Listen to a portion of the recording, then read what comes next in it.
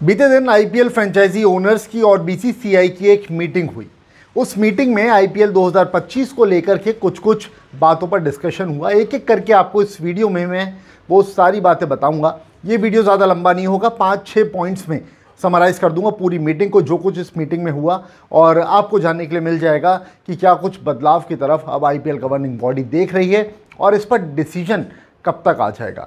Retention को लेकर के बात हुई है, साथ में राइट टू मैच कार्ड को लेकर के बात हुई है, इसके अलावा मेगा ऑक्शन को लेकर के बात हुई है। एक एक करके सबके बारे में बातचीत करेंगे। आप सबसे रिक्वेस्ट है वीडियो में आगे बढ़े उससे पहले कि इस वीडियो को प्लीज़ लाइक ज़रूर कर दीजिएगा और साथ में आप चैनल को भी सब्सक्राइब कर लीजिएगा, क्योंकि इस चैनल पर आपको क्रिकेट से रिलेटेड तमाम खबरें मिलती हैं, सब कुछ आपको इस चैनल पर मिलता है। इसलिए प्लीज़ आप चैनल को सब्सक्राइब ज़रूर कर लें और जब सब्सक्राइब करेंगे तो बेल आइकन प्रेस करना मत भूलिएगा, क्योंकि चाहे इनसाइड इन्फॉर्मेशन हो या फिर कुछ वायरल खबर हो या फिर एक्सक्लूसिव कोई बातचीत हो या मैच एनालिसिस हो, सब कुछ आपको यहाँ मिलता है।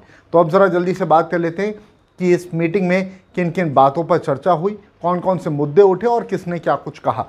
सबसे पहले बात करेंगे हम आईपीएल मेगा ऑक्शन को लेकर के। देखिए, आईपीएल मेगा ऑक्शन को लेकर के दो मिलीजुली राय आई। एक खेमा ये बोल रहा था कि मेगा ऑक्शन को हर 5 साल में नहीं कराना चाहिए। हम प्लेयर्स को लेते हैं, प्लेयर्स फिर नर्चर करते हैं यंग प्लेयर को लेकर के, और फिर 2 साल बाद 3 साल बाद ही फिर ऑक्शन हो जाता है और फिर प्लेयर चला जाता है, दूसरी किसी फ्रेंचाइजी उसको परचेज़ कर लेती है, उनकी तरफ से वो खेलता है।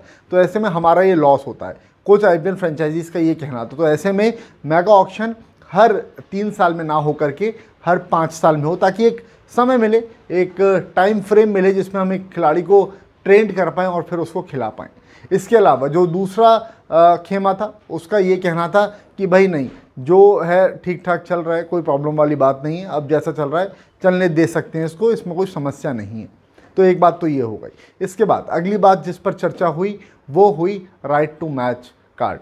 अब राइट टू मैच कार्ड को लेकर के ये बात कही गई इस मीटिंग में एक आईपीएल फ्रेंचाइजी ओनर की तरफ से, और ख़ासतौर पर अगर मैं नाम लेकर के बता दूं आपको तो एसआरएच की ओनर काव्या ने इस बात को कहा कि राइट टू मैच कार्ड को यूज़ करने के लिए या फिर रिटेंशन से जुड़ी बातें के लिए हम एक खिलाड़ी से बातचीत कर सकते हैं, ऐसा रूल बनाया जाए और इसमें कुछ भी दिक्कत ना रहे अगर हम खिलाड़ी को डायरेक्ट कांटेक्ट करें, बातचीत अगर उससे करें तो, कि भाई हम आपको अभी ऑक्शन में उतार रहे हैं और फिर आरटीएम यूज़ करके आपको हम ले लेंगे, और इस तरह से डिस्कशन अगर प्लेयर से करने को मिल जाए तो एक ये बेहतर चीज़ होगी। ऐसा उनकी तरफ से एक सुझाव आया और इस पर फिर चर्चा हुई।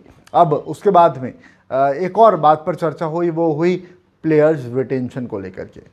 काव्या मनन ने ही इस बात को कहा कि प्लेयर्स रिटेंशन वाली जो बात है, ये एटलीस्ट 7 प्लेयर्स ऐसे होने चाहिए जिनको हम रिटेन कर सकते हैं, और उसमें कैटेगराइजेशन ना हो कि भाई इतने ओवरसीज़ प्लेयर्स हैं आप उनको रिटेन कीजिए, इतने आपके इंडियन प्लेयर्स हैं आप उनको रिटेन कीजिए, इतने आपके अनकैप्ड प्लेयर्स हैं आप उनको रिटेन कीजिए। 7 रिटेंशन प्लेयर्स का जो है वो ओपन होना चाहिए, ओपन 7 प्लेयर, कोई भी, चाहे वो फॉरेनर हो, चाहे वो इंडियन प्लेयर हो या फिर वो अनकैप्ड प्लेयर हो। तो एक और स्टेटमेंट इनकी तरफ से ये आया था। इसके बाद में आईपीएल इम्पैक्ट रूल को लेकर के भी चर्चा हुई, और इम्पैक्ट रूल को लेकर के चर्चा इसलिए हुई, अच्छा इम्पैक्ट रूल पे बढ़े उससे पहले बता दूं कि इनकी तरफ से ऐसा सुझाव क्यों आया। अब देखिए, इनकी टीम में कौन कौन है। इनकी टीम में पैट कमिंस, इनकी टीम में ट्रेविस हेड है, इनकी टीम में अभिषेक शर्मा, इनकी टीम में क्लासेन है, इनकी टीम में टी नटराजन है। तो इतने सब प्लेयर्स को रिटेन करें ऐसा चाह रहे हैं, और इस वजह से ये बात सामने निकल कर के आई होगी। इसके बाद इम्पैक्ट प्लेयर रूल को लेकर के चर्चा हुई, क्योंकि इम्पैक्ट प्लेयर रूल एक ऐसा रूल है 2 साल पहले जिसे लागू किया गया था, और फिर हर फ्रेंचाइजी इसके साथ सहमत नहीं है। और साथ में भारतीय कप्तान रोहित शर्मा ने भी इसकी कहा था कि ये इंडियन क्रिकेट का जो टैलेंट है उसको कम कर रहा है, ये ऑलराउंडर्स की क्रॉप जो है हमारे पास वो फिर नहीं आ पाएगी ज़्यादा। तो उन्होंने भी कहा था, विराट ने भी इस बात को कहा था, और फिर हमने देखा भी था कि क्या कुछ प्रॉब्लम्स इम्पैक्ट प्लेयर रूल्स के कारण होती हैं। एक ऑलराउंडर को पूरा मौका नहीं मिल पाता है, या तो फिर वो बल्लेबाज के तौर पर खेलता है या फिर गेंदबाज के तौर पर खेलता है। तो इस तरीके से चीज़ें थी। तो इम्पैक्ट प्लेयर रूल को लेकर के पार्थ जिंदल ने इस बात को कहा है कि भाई आईपीएल 2025 से इसको हटा देना चाहिए, इम्पैक्ट प्लेयर रूल ठीक नहीं है और वो समझ में कुछ इस तरीके से नहीं आ रहा है।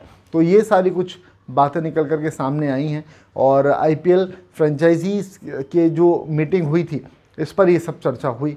अब बताया ये जा रहा है कि अगस्त के एंड तक इस पर डिसीजन बीसीसीआई की तरफ से आ जाएगा। बीसीसीआई के हेडक्वार्टर में ही ये मीटिंग हुई थी और बीसीसीआई अगस्त के आखिरी तक इस बात को तय कर लेगी कि इनमें जो भी रिक्वायरमेंट या फिर जो भी पॉइंट्स आईपीएल फ्रेंचाइजीज ओनर्स ने कहे हैं उनको कितना लागू करना है, कितना नहीं करना है, और फिर प्लेयर्स रिटेंशन रूल को लेकर के भी, या प्लेयर्स रिटेंशन कितने कर सकते हैं, वो सारी चीज़ों के ऊपर क्लैरिटी आपको अगस्त में लास्ट में मिल जाएगी।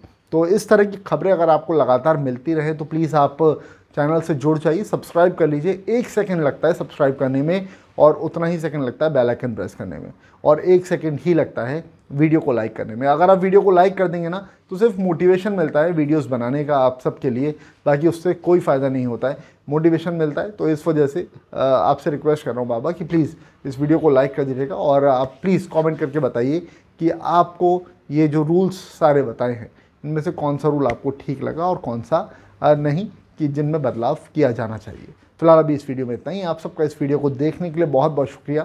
Thank you so much for watching.